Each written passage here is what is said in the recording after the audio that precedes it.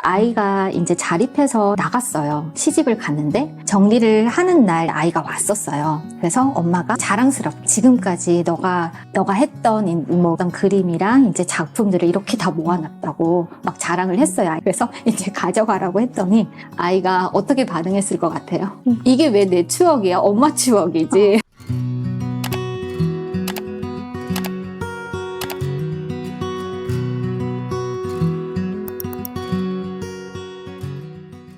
사실 뭐 초등 저학년 때도 정리습관 잘 잡아줘야 되지만 고학년 올라가고 뭐 중학생 올라가면서 아이가 대신 정리할 수 있도록 부모님들이 도와주시면서 또 갈등이 많이 생길 것 같아요. 스스로 해봐라고 했는데 일주일째 막 방이 그대로고 그냥 막 옷이 아무렇게 널브러져 있고 화가 치미는데 대신 정리해주면은 정리습관 안 잡힐 것 같고 이렇게 잔소리를 하게 되고 또 그러다 보면 아이는 또 반항심이 생기니까 더 안 치우게 되기도 하잖아요.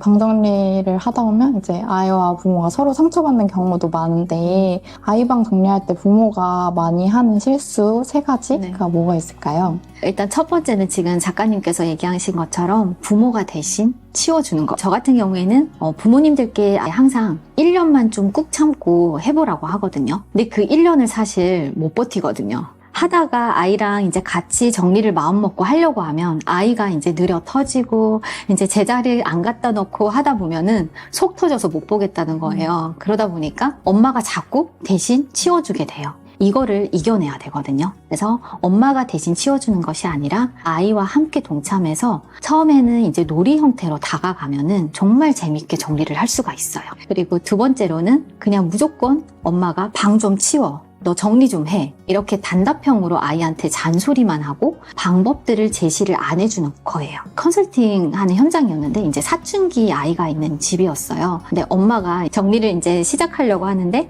아이가 협조를 안 해주니까 제발 좀 네 방 좀 치우자. 정리 좀 해. 이렇게 잔소리를 했더니 아이가 하는 말이 엄마 물건이나 치워. 엄마부터 정리 좀 해. 이렇게 얘기를 하는 엄마가 진짜 굉장히 충격을 많이 받았거든요. 정리를 못하고 엄마가 안 배웠기 때문에 엄마도 정리를 못하는 거고 또 엄마 물건이 많은데 엄마는 막상 물건을 정리를 안 하고 아이한테 잔소리를 하잖아요. 아이는 절대 못 받아들이거든요. 그래서 일단 정리를 해보자.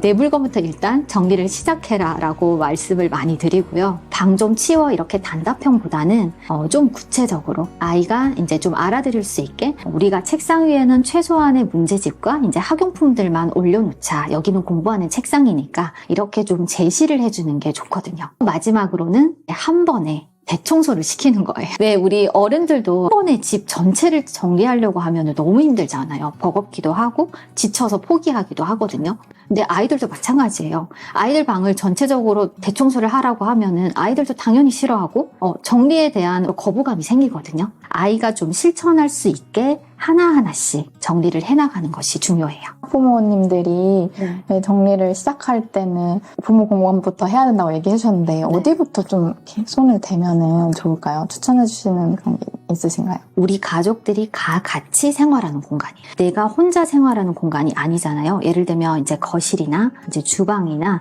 이런 공간은 이제 가족들이 가장 오래 머물러 있는 공간이거든요. 그래서 다 같이 가족들이 참여해서 다 같이 정리를 하라고 말씀을 드려요. 거실 정리가 진짜 중요하긴 맞아요. 그래서 거실에서도 일단 당장 전체적으로 하기 어렵다 그러면 소파 주변을 한다거나 아니면 식탁에 이제 오래 머물러 있으니까 식탁 주변부터 먼저 정리를 한다거나 이렇게 작은 변화들이 쌓이다 보면은요 자연스럽게 집안의 이 정리하는 흐름이 바뀌거든요. 그래서 작은 것부터 실천을 해보시는 걸 추천드려요. 아이방 독서 공간에 대해서 좀 질문을 먼저 드릴게요. 책 읽는 힘이 공부에 힘이 된다는 말도 있고 학부모님들이 이제 독서 습관을 잡아주는데도 관심이 굉장히 많으세요.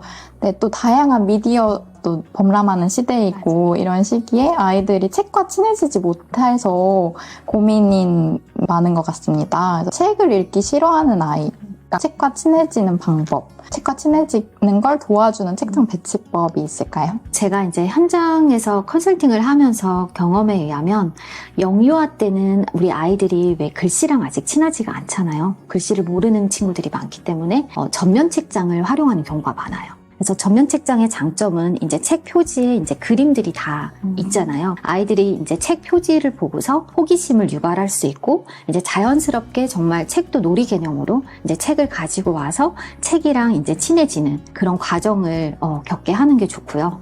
그리고 또 하나는 공간 흡수할 경우에 이제 회전 책장을 많이 추천을 해드려요. 회전 책장 같은 경우에는 이제 돌려가면서 아이들이 원하는 책을 뽑아서 이제 읽을 수 있잖아요. 장점은 흥미를 좀 유발할 수 있어요. 돌려가면서 내가 뽑아서 보는 재미. 그리고 가장 중요한 거는 어떤 책장을 선택하느냐인데, 큰 책장을 선택을 하더라도 우리 아이들이 쉽게 좀 꺼낼 수 있는 형태로 정리를 해야 되는데, 간혹 집에 가보면 책들이 너무 많아서 정말 빈틈없이 빼곡히 다 꽂아져 있어요. 이러면 아이들의 힘으로는 절대 못 꺼내거든요. 조금 아이들이 좀 쉽게 꺼낼 수 있고 책들로만 다 구성하지 말고요. 중간중간 좀 여유를 남겨둬서 아이들이 좀 좋아하는, 좀 애장하는 피규어라던가 만들기 했던 작품이라던가 이런 것들을 중간중간 전시를 해주면 아이가 좀 더 그 공간을 좋아하게 되고 좀 그 공간에 오래 머물러 있게 되는 것 같아요.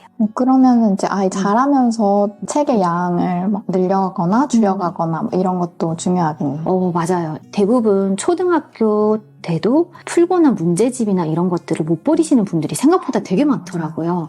근데 제가 여쭤보면은 왜 버리시냐라고 여쭤보면은 이것도 왠지 풀었던 것도 한 번 더 볼 수 있을 것 같아서요 라고 대답을 하시거든요. 그래서 그 마음도 저는 이해가 가는데, 저는 아이들이 그 과거에 머물러 있다고 생각을 해요. 그렇게 되면은 아이들이 과거에 머물러 있는 게 아니라 계속 새로운 문제집을 풀면서 아이들도 그거에 대해서 계속 발전을 해야 되잖아요. 그래서 과거에 있는 것들은 다 비우라고 조언을 많이 해드려요. 장난감 같은 경우에는 여기저기 있으면 아이가 집중도도 떨어지고 산만해지거든요. 그래서 장난감은 꼭 장난감 놀이를 할 수 있는 공간을 만들려고 해요. 근데 책 같은 경우에는 여기저기 노출되는 게 좋잖아요. 그래서 거실에도 좀 일부 배치하고, 또 아이가 자기 전에도 읽을 수 있으니까 아이 방에도 좀 작게 배치를 해주고, 여기저기 노출이 되면 아이가 이제 책과 좀 더 친해질 수 있는 것 같아요. 책 말고도 방문하셨을 때 많은 분들이 버리기 힘들어하는 품목, 물건 같은 게 있을까요? 정말 많죠. 추억이에요. 정말 저는 되게 놀랬던 게, 어린이집 다닐 때 정말 그림을 그려왔는데 다 진짜 뭔가 낙서한 그런 그림들이잖아요. 근데 심지어 그것까지도 보관하시는 분들이 계세요. 정말 심한 집은 흔히 이제 쓰는 50리터짜리 부직포 리빙박스가 있거든요. 거기에 5박스 정도가 나왔었어요. 아이 추억이. 그래서 보면은 정말 아기 때 아이들이 그림 그리고 작품 만들고 했던 것들이 다 쌓여 있더라고요. 좀 설득을 해서 이걸 아이들이 시집장가 갈 때 다 들려보낼 거 아니니까, 이거는 엄마의 추억이니까 사진을 그냥 찍어서 보관을 하고 나머지는 이제 좀 비우라고 얘기를 하거든요. 아이가 이제 자립해서 나갔어요. 시집을 갔는데 정리를 하는 날 아이가 왔었어요. 그래서 엄마가 자랑스럽게 지금까지 너가 했던 어떤 그림이랑 이제 작품들을 이렇게 다 모아놨다고 막 자랑을 했어요. 그래서 이제 가져가라고 했더니 아이가 어떻게 반응했을 것 같아요? 이게 왜 내 추억이야? 엄마 추억이지. 그렇게 얘기를 하더라고요. 그래서 저는 그때 정말 굉장히 충격을 많이 받았어요.